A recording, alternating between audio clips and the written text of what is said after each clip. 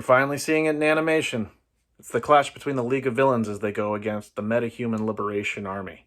It's about time we get to see this in Season 5, the 109th episode of My Hero Academia, titled Revival Party. Going to be going into this. Don't worry, this is anime only safe. Just keep in mind, there are anime spoilers, and it is the sub version. I do understand at this moment in time, the dubbed has not been fully released. But before we get into the review, welcome. I'm Jet from All Day the Geek Way. Hope you're enjoying your day the Geek Way, as you should every day, all day.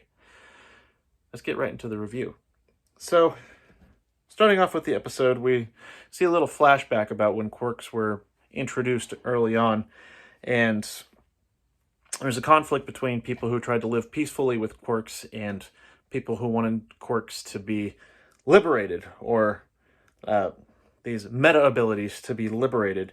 And this is when we learn more about the original Destro, Chikara Yotsubashi, Chikara Yotsubashi.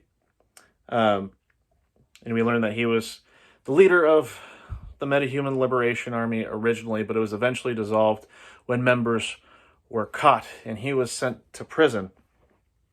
In the panel, it goes back to the modern day. It's not really that well expressed, but it's going to the modern day, and we go... the camera pans by a bunch of lanterns that say Denorat. Denorat is... At first I thought it was like a unique Japanese word. I totally blanked. That Denorat is it's a hero support agency, so they make a lot of hero support tools, but they also put a lot of tools in the black market. But it's the Metahuman Liberation Army basically getting into that market, kind of expanding themselves. And also, back in the modern day, it's Destro walking into the room, Rikia Yotsubashi. And in the narration, it says, yeah, the original Destro, he wasn't aware that he had a child. Now, the anime is kind of weird about it. It sort of implies that the modern day Destro is his child. However, it doesn't make sense. He's a descendant. The modern day Destro is a descendant of the original Destro. But the original Destro had a child, and it looks like the lineage went on, and it brought back the Metahuman Liberation Army. But Yotsubashi eventually committed suicide after he wrote his book, and he did all this in prison. Well, anyway, we get to the title sequence, and after the title sequence, we get to see the League of Villains, and they're ready to go in. They're talking about their attack strategy with having Gigantomachia basically come in later to destroy everyone, assuming that they can last long enough. And Dobby's like, why am I here? And Twice is like, remember Giran? He got you in this. He's like, what does that have to do with me? And he's kind of just Dobby being Dobby, just being cold and brooding and somewhat humorous. And as they're talking about going in, they see that a guide starts coming. He's like, stop, don't go in yet. I'm your guy. Now, it's the guy who's presented as a superhero, and we saw him during the Endeavor Agency arc. His hero name is Slide and Go, and it just looks like he can slide and go places. So that makes sense. I think, what's his name? Tatsuyuki Tokoname. Well, they get into Daika City, the League of Villains do, with him as the guide, and Slide and Go just kind of goes out of the way, and then they're approached by Koku Hanabata, who is welcoming in the League of Villains. And, they talk about this is 90%, this is a liberated city. 90% of the people here are metahumans with the Metahuman Liberation Army. And Hanabata, he is the guy who is in the Hearts and Mind Party, which I guess is big in Japan. And the League of Villains recognize this. And, Spinner's like, is he important? But it's implied that he's kind of important, especially for the Metahuman Liberation Army. But Hanabata says, this is the Metahuman... Meta Liberation Army Revival Party, and then, a battle just starts to ensue, and the League of Villains are already on their toes. Well, they get a little bit separated. Some of the group is a little bit together, but Twice is just like, we got to look for Giran. Like, you said when we got here, he'd be free. And then Hanabata's just like, oh, yeah, he's in the tower over there. You can start making your way, just kind of casually, even though their intention is to kill them fully. And Shigaraki's just kind of like, oh, we have a mini boss, huh? He's going with his video game lingo. It's like, mini boss, huh? And he's being attacked by a bunch of the Metahuman Liberation Army guys. And just instantly, it's implied like it's just like a fast swipe.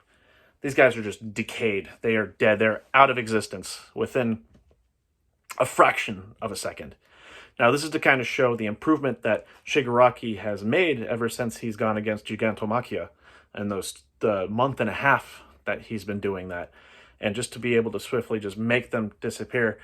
It's a vast improvement, especially compared to when he was in the USJ, where his reaction time and his attack time was a lot slower. Even though he was still kind of fast. He almost got Suyu, but Aizawa managed to stop that just in time. Well, anyway, we see Toga gets a little bit separated from the group, and then there's a random explosion on the street. She's like, what was that? And we are introduced to a blue lady. If you've watched the episode, you'll know that her name is Chitose Kizuki. Codename is Curious, and it turns out I looked a little bit more into it. She's the executive director of Shueisha Publishing within the My Hero Academia universe. But she is presented as the main antagonist in this particular episode. Not the whole arc, obviously, but in this particular episode, she is the main antagonist to Toga, who would be our primary protagonist. Both are evil. Protagonist and antagonist don't mean good and evil. Just keep that in mind. Anyway, she refers to Toga a lot, like, in her past, and talking about all, like, the blood-related deaths that there have been. And I mean, she's kind of, like, doing the frame thing, as if she's getting ready for a good picture and a story. And she creates a headline that's basically, why did a high school girl go mad? The shocking interview she tells all before her death. And then she says, will you interview with me? And Toga's just like, no. And it's like, ew. Well, the next next scene, we see it's a little bit centered on Girin. And he said, you know, you're making a couple of mistakes. First off, I'm an old guy acting as a damsel. It's kind of weird. Second thing, what if the League of Villains let the Nomus loose? And Redestro is just kind of like, well, they can't release the Nomus for 3 reasons, and I have 1 number ahead of your 2. And he says, 1, well, since Camino, the Nomus released were nothing more than pretty much rumors, even while the League of Villains were active. 2, the high-end in Kyushu, what we mainly would be worried about were the white ones that were released from its body. But it looks like they had no extraordinary powers. Excuse me. And we see Hawks taking down a bunch of these white Nomus, just kind of like it was effortless. And then 3, it regards Dabi collecting the high end. And this indicates that no other Nomus are working. And that Nomus are support tools from All for One, and they don't have enough to use them freely.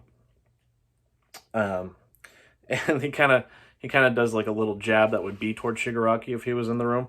But he says, a League of Villains that can't use Nomus is no more than a club. Kind of like when Shigaraki referred to the Metahuman Liberation Army as a big club. A fad that's coming back in from the retro days. Well, they mentioned like, Spinner's like, these guys are really strong, and Dabi's like, you haven't killed a single one of them, while he's just like mowing them down with the blue flames. And I think, if I remember right, it's Curious who goes into like, hey, these guys, they train every day. And then it goes a little bit later. She's like, oh, Toga, she hates interviews. And she's not interested in the League of Villains, but she's very interested in Toga and her backstory. And the way that she describes it, she's like, oh, it's getting my blood pumping like when I used to work as a reporter. And instantly, the guy on her right-hand side has a knife, just goes straight into his face. So he's gone. And Toga just kind of disappears, and Curious is like, where did she go? And Toga's in the air just trying to go down for the stab, but a bunch of Curious's subordinates block her way and push her back into a building. And Curious is like, be careful of those explosions, and explosions start going off. This is when Curious is introduced. I've already mentioned her name and all that stuff. But her ability, we learn that her ability is called Landmine. Anything that she touches turns into a non-lethal bomb, but they're really high in numbers. Well, Toga's attacked by a bunch of Curious's subordinates. I think about 5 or 6 of them, and she just releases a bunch of syringes at once and starts sucking in blood immediately, and she ingests it. What happens, though, is the blood explodes in her body, and not to mention all of the subordinates willingly explode, like with grins on their face, like as if what they're doing is for a greater and noble cause, like they're willing to die. And they're dead. they are dead. Well, the reason for this happening is just like, well, Curious says you could ingest any of their blood, so we wouldn't know who you're imitating. However, by the blood exploding in your body, you can't transform. You can't transform your body to be able to do so. So I brought in my willing sacrifices. And, it shows Toga going down an alleyway, and has to deal with a whole bunch of the explosions, and Curious is just interrogating her just with a bunch of questions. And she's like, oh, you were born August 7th. You're at age 17. You've been missing since your middle school graduation. What about did you watch the candid interview with your parents? What about the ones with your middle school mates? And Curious is quoting the people in the interview saying, like, she was a very cheerful and obedient child, they said. And just kind of exploring why she did certain things. And we see a lot of this dialogue. It's juxtaposed with the body of Himiko Toga and the hair and all that stuff, but she's wearing a mask. And obviously it's a use of imagery and symbolism to symbolize that she was putting on a front to conform with societal expectations. And just putting on a face and just acting the entire time just for the comfort of those around her, basically. And it shows her observing a fight going on with this kid, and the kid it's uncanny to Midoriya, other than black hair, and he wears a different middle school uniform than what Midoriya wore. And then at the same time, we get into a little bit of Kizuki's backstory, Curious's backstory, and she's talking to Redestro, and Redestro says, records and hearsay won't move anyone. Conduct interviews. Look at their faces. An article that guides public opinion must contain the human heart. And she says, I will shake the public opinion with your heart. And at the same time when she's talking to Redestro, she's like blushing the entire time. It was meant to look adorable. She's like, how did you become insane? And Toga responds for the first time. She says, and she's very calm about it. She says, what is a normal life? The Liberation Army is trying to build a very wonderful world, so I love you. And then it juxtaposes to when, in that middle school time, that kid that looks like Midoriya, he was implied to be stabbed by Toga. You see blood running off a blade. She says, I will live a normal life too. This is when we get into the little break area, and it goes to the transition. There's a news story of middle schooler. It has a news anchor being like, oh yeah, there's a middle schooler that stabbed a child, injured, and she's on the run. And it goes to 2 different middle schoolers. One's like the age 15. Like, oh yeah, she was such an innocent child. And then the other middle schooler, she was just like, she was smiling the entire time. Like she was in a trance. And you see, she describes Toga putting a straw in the kid's wounds. What was his name? Saito? Yeah, Saito's wounds. And just, oh God, just like sucking the blood out of his wound. And it actually made my spine tingle, just like it did now. Just that noise, with the blood going in the straw. Oh. It was good use of sound. I got to give the animation studio credit. But it was very repulsive. And then it goes to the parents, like with the calm being like, yeah, she's a demon child. And it's her holding what I presume to be, it's Toga as a child, what I presume holding a dead bird and being like, oh, isn't it so cute? And it's her showing her true face. She is grinning at this presumably dead bird. It's a huge grin, and Toga ends up spitting out blood, and then she kind of falls on her butt, and what feels like Curious is either acting sympathetic or is being sympathetic toward Toga. I think she's trying to be sympathetic to understand her heart for this story to be as good as it can be. And she's, what you got to understand is a lot of what Curious is saying is actually a reflection of Toga and how she grew up. And basically, Curious being able to relate to these ideals and seeing how Toga exemplifies these ideals of someone whose quirk was restricted, and because of that restriction, she sought for that freedom, and then here she is now. Trying to create a narrative for this story, and a lot of what she says is true, and it's juxtaposed with a lot of flashbacks or a lot of stuff going on in the modern day. Not sure if that made sense. Just know that what Curious is saying is reliable to Toga's character. And as we explore her character a lot more in this episode, just as well. And she says, an unfortunate girl who killed who you were through the suppression of your meta powers. And saying, like, yeah, she was very fascinated by blood because her quirk relies on blood to activate. And it goes back to showing Toga as a bird, and this is when she's like trying to suck the blood out of the bird. It's really weird. And she says, Curious says, but what was truly unfortunate was the normal feeling of admiration combined with interest in blood. The fact these two intertwined was not something society could accept at all. That's why you put a lid on it, suppressing yourself, putting on a mask. And it shows also like that mask on Toga's face is like, it's like, it shows in the scenes, like, you can assume it's blood, but it's presented as a goo, and as the goo is forming, it forms into the mask that Toga was wearing before it broke. Not literally wearing, but the mask that she was putting on. And the parents slapped the bird out of her hand, like, what is wrong with you? It's creepy. It's defiant. Why can't you just be normal? Just live a normal life. And the Toga reacts to Curious, and this is when we see Curious. She uses a support item on her arm. It's called the Curious Flattener, and it's one of the Denorat's patented chainring support item.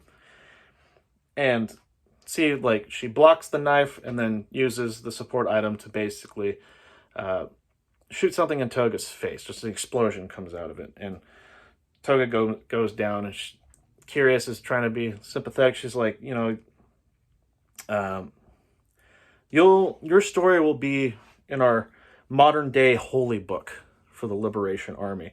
And we're seeing through all this juxtaposition, like the meta-human liberation front and normalcy of quirks. Like, what you have to understand as well is Toga putting on the mask suppressed what she sees to be normal. Her grinning and her wanting to enjoy the blood of people is normal for her. And basically the meta-human liberation army is being like, yeah, we want you to enjoy that too. Like, we consider you normal. It's just a tragedy. Like, you're with the League of Villains and we need to kill you, but I want to get your story first. And Curious is like, is everything I said true? Because if it's not true, like, this interview isn't complete. Well, Toga gets up and she starts running.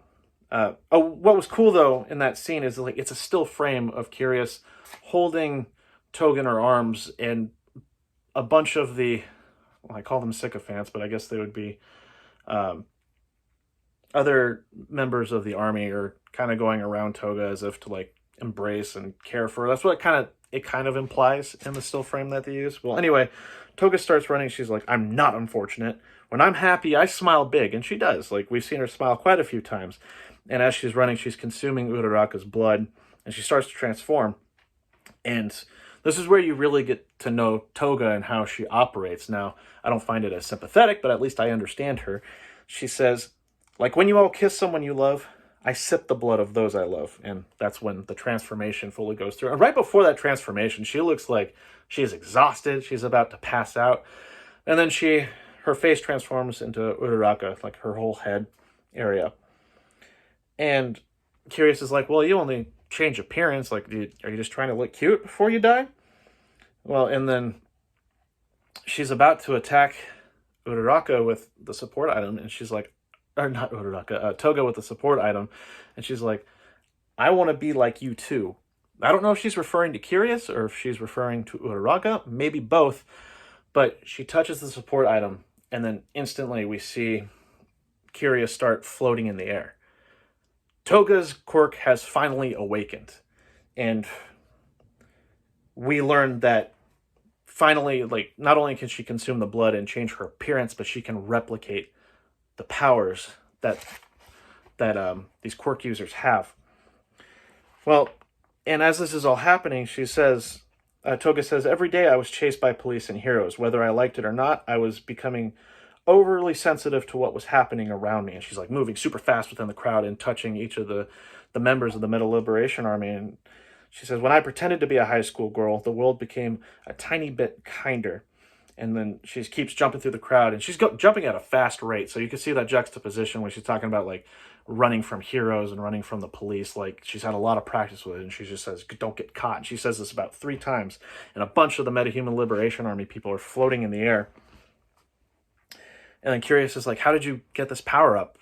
Like, did your quirk just, like, did your ability just power up? Is this from the fear of death? And she's like, no, I will love, live, and die normally. And she does what Uraraka does, touching her hands together, and it releases the gravity quirk in the air. And she says, I want to become more like what I love. She looks, and it shows like half of Uraraka's face. It looks terrifying. I've never seen Uraraka look so terrifying, except for when I read the manga a while ago. And Curious is like, what a wonderful headline. The greatest article, and everyone's falling in the air, and just, you don't see them hit the ground, but behind Toga is just a bunch of blood starts rushing into the air and falls back down. Like, it was a pretty brutal impact, and yeah, Curious is dead. Just funny because she was pretty interesting, but the Uraraka half of her face just falls off. And Toga is exhausted.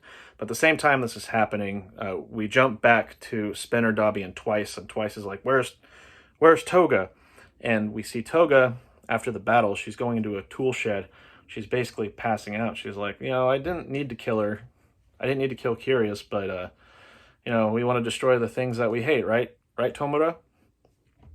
And she also mentions, like, oh, I look like a mess, just like Izuku. Like, when Izuku goes into battle and just gets destroyed sometimes. And then we go to Shigaraki. This is probably one of my favorite parts in this episode. Tomura is like exhausted. He's sleeping. He's just like, things look like they're moving when they're not. I hear things that aren't there, and I've just become overwhelmed with unnecessary info. My body is quote unquote glitchy. And this is when he starts to have a flashback, and we see like a little child with black hair with Nana Shimura, his grandmother. And he's just like, I remember this feeling. It's like a weight off my chest, but why? And we see someone else in the frame who I'm presuming is a family member of Tomura, probably his sister or something like that. She's like, oh yeah, I support you, Tenko, all that stuff. And he's just like, I feel so sick. And he jumps onto a wall, and as a bunch of the members of the Liberation Army are attacking him, he touches one guy in the face, and then everyone else in the group just decays. It's pretty cool. It was actually pretty well done. Still frame too, and with Shigaraki movie, and that was very intentional. Probably saved a lot on the budget. I'm sure the budget's going to go really big into the last episode. And even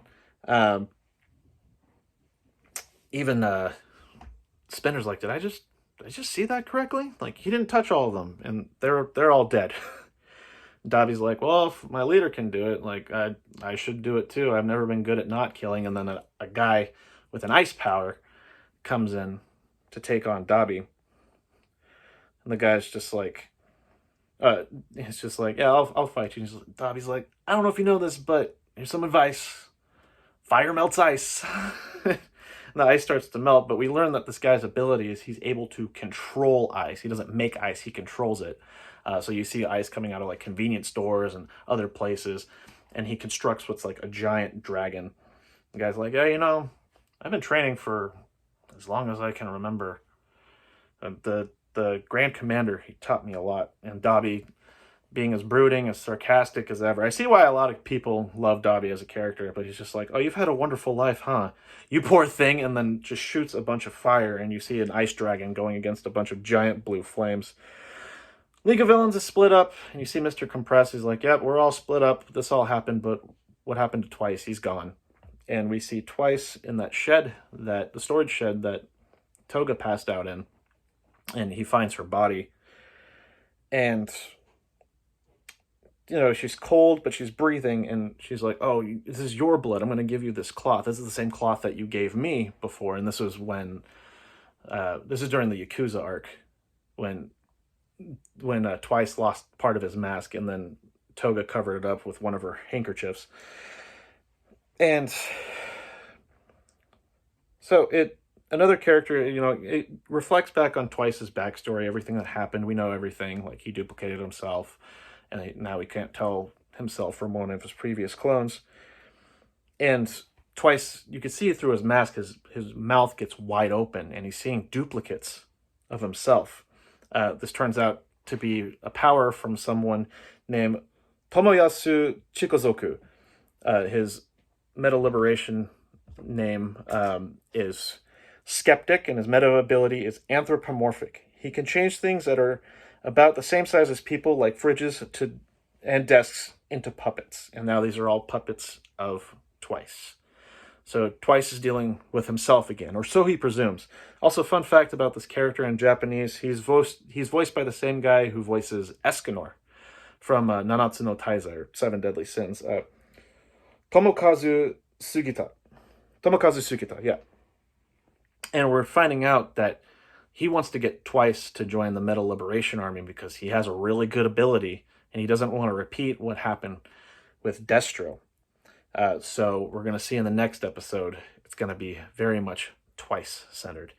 In the preview, it's a Dobby fight, get Twice backstory, and the episode is going to be called Sad Man's Parade. This will be coming out tomorrow as of recording this. I always record these a little bit later for some weird reason. But anyway, that's the end of the episode. It wasn't bad. I don't think it was like amazing. And I know they didn't put a lot of the budget into animation with it, but good storytelling in terms of like backstory, nice use of symbolism, and imagery, especially with the mask breaking, and all that juxtaposed with the dialogue with Curious. I mean, overall, it's pretty well done, but I'm looking forward to these next episodes, especially with Dobby, and Twice is probably my personal favorite in the League of Villains. But anyway, yeah, that's going to end it right here. If you enjoy the content, please consider subscribing. I'm trying to reach 100 subscribers. If you made it through these 28 minutes, goodness gracious, I'm not kidding when I say, like, I highly appreciate it. What do you think of this episode? Let me know in the comments below. I want to hear your opinions, your thoughts. Let's get the conversation going. But anyway, in the meantime, wait until the next video. And hope you continue enjoying your day the geek way, of course. See you in the next video. Fly!